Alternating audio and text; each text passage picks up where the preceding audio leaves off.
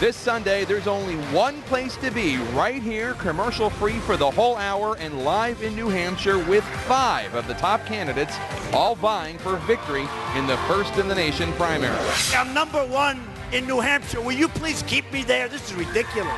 Donald Trump. Whoa. Can he still dominate the field, or will his first-place status in the polls disappear here like it did in Iowa? He joins us fresh off the latest debates. Plus, the governors have to go big or go home. Ohio's John Kasich says New Hampshire is make or break for him. If we get smoked here, I'm going home. And New Jersey's Chris Christie spearheads a slew of fresh attacks on Marco Rubio after Rubio's surprising surge. We know who the boy in the bubble is up here, who never answers your questions, who's constantly scripted and controlled because he can't answer your questions. Plus, the battle between Hillary Clinton and Bernie Sanders is getting fierce. I think it's time to end the very artful smear that you and your campaign have been carrying out. Hillary Clinton will join me in minutes. Will a big win by Bernie here change her campaign calculus? We are taking on the most powerful political organization in the country, and that's the Clinton organization. I'm on the campaign trail with Senator Sanders. So much at stake in the Granite State, and the candidates are all here. A special commercial-free edition of State of the Union starts right now.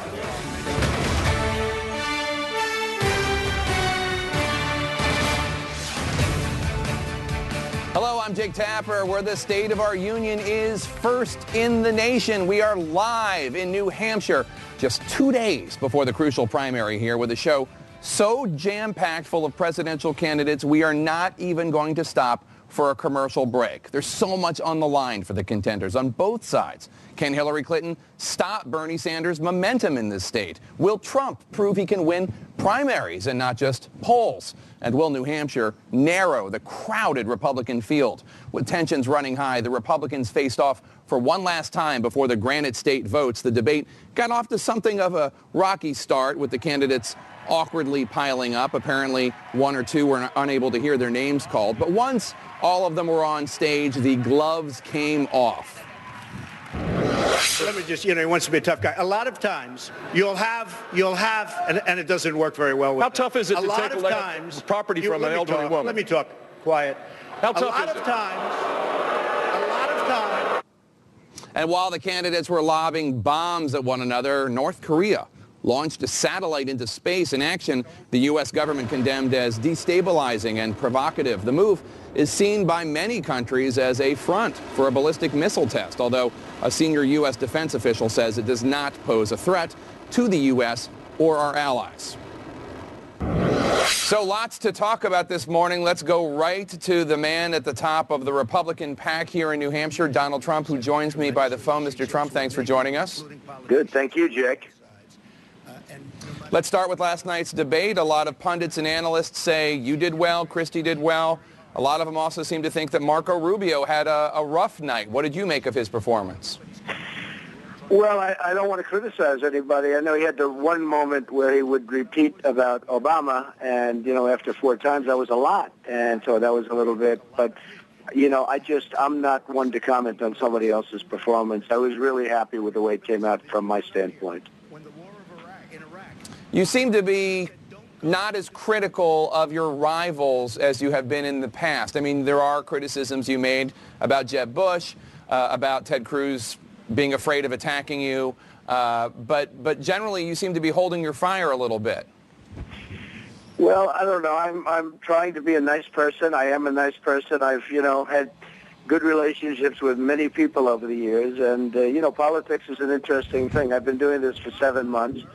And I'm having a lot of fun doing it, but much more importantly, my whole theme is Make America Great Again. That's what we have to do. We have to make America great again. And, I'm really enjoying it. I love New Hampshire. It's, I've been here many times prior to the electoral process, but I've really loved New Hampshire and the people of New Hampshire for a long period of time, and I seem to be connecting with them, I hope.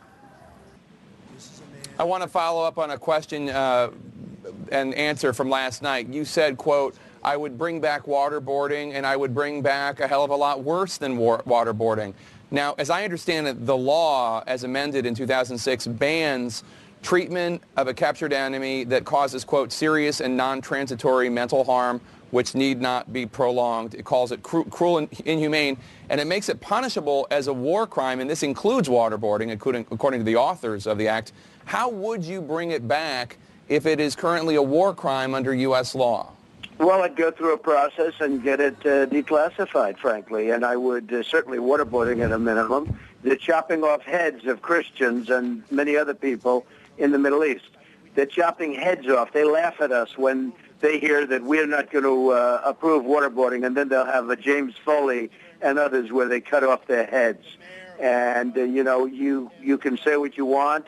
I have no doubt that it does work in terms of information and other things, and maybe not always, but nothing works always. But I have no doubt that it works. But more importantly, when they're chopping off the heads of people, and innocent people in most cases, beyond waterboarding is fine with me. You've enjoyed some big leads in the polls here in New Hampshire for many months. You're still on top of the polls. Is Tuesday must win after the loss in Iowa?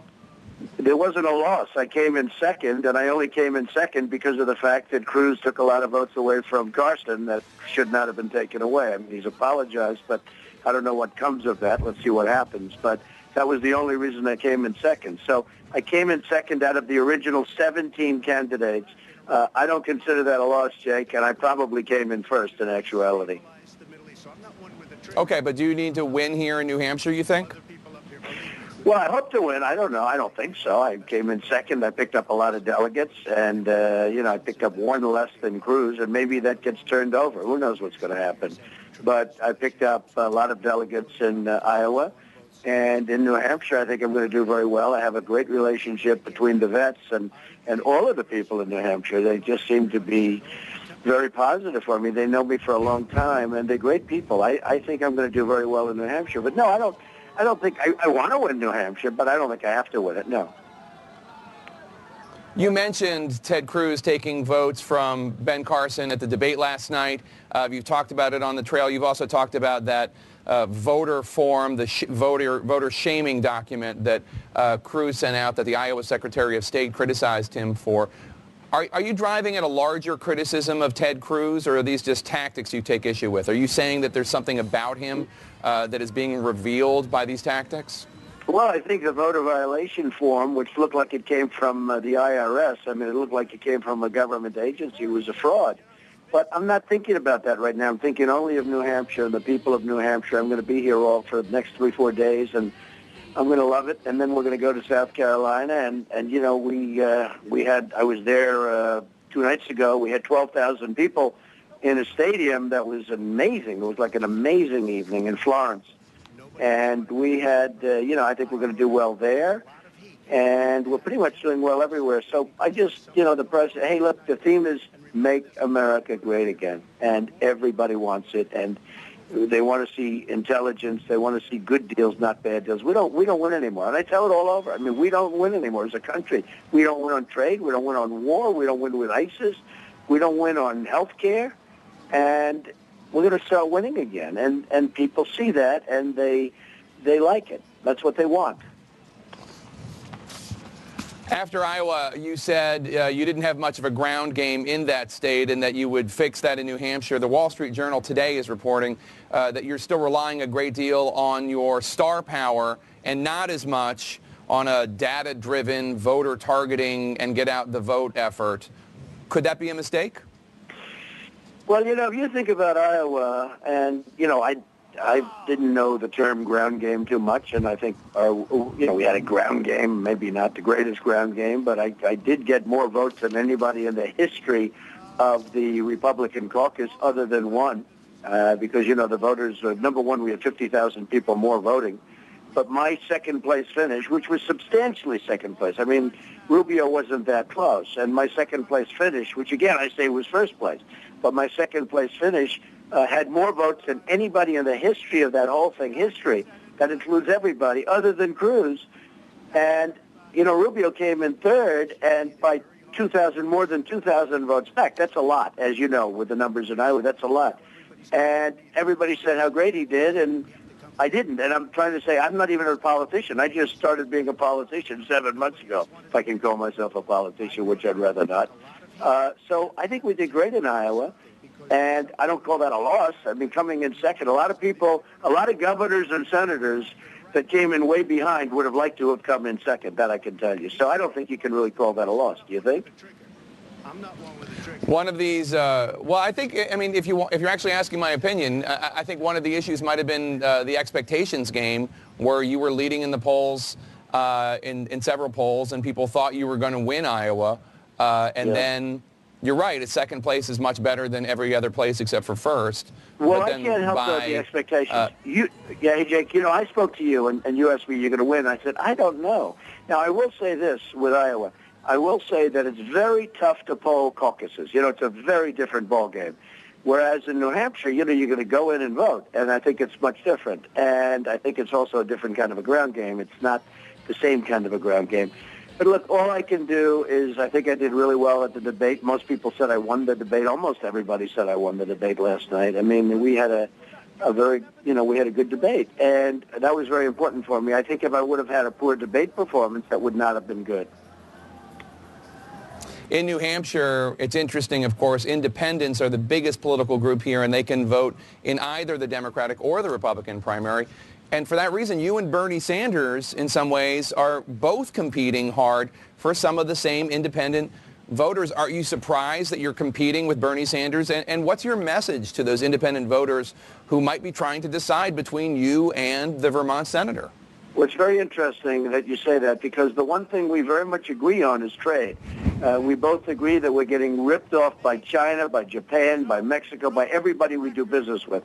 The difference is I can do something about it. I'm going to renegotiate those trade deals and make them good. And believe me, they're going to be really good. I've got the greatest people in the world. I have Carl Icahn endorse me, the great businessman. I have many other great businessmen are endorsing me or have endorsed me.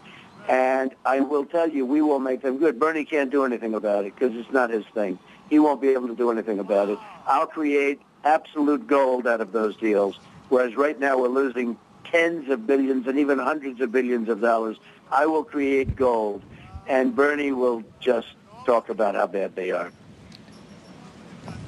You said this week, quote, I'm a unifier, and you said you would bring the country together if you won. A lot of people out there might have a difficult time believing that, given how divided the nation has been about your candidacy. How will you bring the nation together? How will you unify the nation, especially after some of the things you've said about citizens that many have found objectionable? Well, I am a unifier, and our current president is an absolute divider. He's a very divisive person, and you look at the way the country is so divided.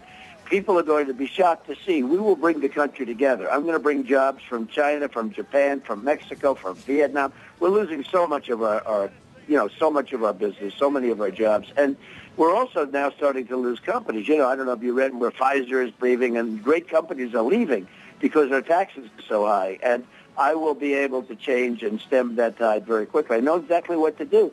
These politicians don't know what to do, and that's why the people are on my side. Politicians don't know what to do, Jake. They don't have a clue. When I say we're going to strengthen the border and we're going to build a wall, last night a couple of guys said, we're going to build a wall. It's the first time I ever heard anybody say that. Now they're all saying, we're going to build a wall. First of all, they wouldn't even know how to build a wall. They wouldn't get it. Their wall would be 5 feet high. We're going to build a real wall, and it's going to be done not at our cost. It's going to be done at somebody else's cost, and you know who I'm talking about. And it's going to be done. They make a fortune on us, and we are going to build a wall, and we're not going to pay for it. Last question, sir. I'm just wondering, has this experience of running for president, so different from anything you've done before, has it changed you in any way? Well, perhaps it has. I've learned a lot. I'll tell you what I have learned. The people in this country are amazing. They're great.